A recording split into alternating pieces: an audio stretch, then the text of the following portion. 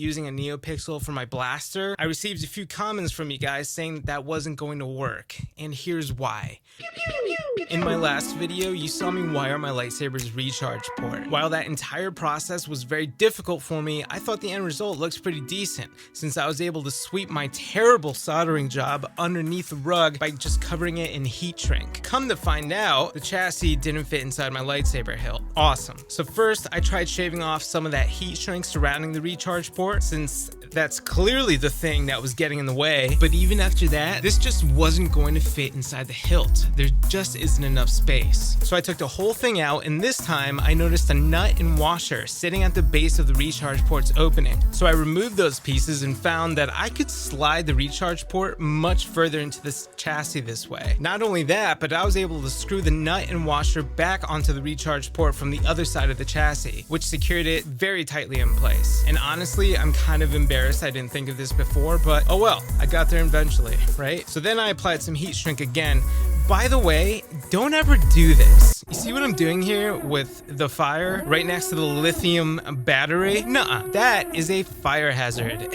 And I only did it this way because I'm an impatient asshole. Please use an actual heat gun or even a soldering iron to shrink the heat shrink. I mean, my God, what was I thinking? Anyways, as you can see, the heat shrink wasn't protruding out from the chassis nearly as much as last time. So now I was able to successfully slide the entire thing into the hilt. And it looks better now. And the recharge port, the thing that you actually plug your charger into, it wasn't wobbly anymore. So overall, this was much better. The next thing I fixed was the blaster LED. Yeah, you heard that right. The thing I've already restarted and fixed at least 2 other times already, because after watching those other videos of me using a NeoPixel for my blaster, I received a few comments from you guys saying that that wasn't going to work, and here's why. A NeoPixel requires 3 wires to be connected to it instead of the typical 2. That third wire is a data line. It sends data from the soundboard to the LED so that the LED knows what color it should be, how bright it should be, etc. The problem is that my soundboard, the Crystal Focus 10, the CFX, unfortunately only supports data coming from one of its pads. And since I wanted to use a NeoPixel lightsaber that changes colors and has all these cool effects and everything, that meant that I needed to reserve that one data pad on my soundboard for the blade, which is like non-negotiable, right? So that kind of sucks, but whatever. I don't really care that much about customizing the color of the blaster LED, you know what I mean? It's not that huge of a loss for me. So I was pointed to a different LED that I also got from adafruit.com, which is this tiny little thing right here. As you can see, it only has 2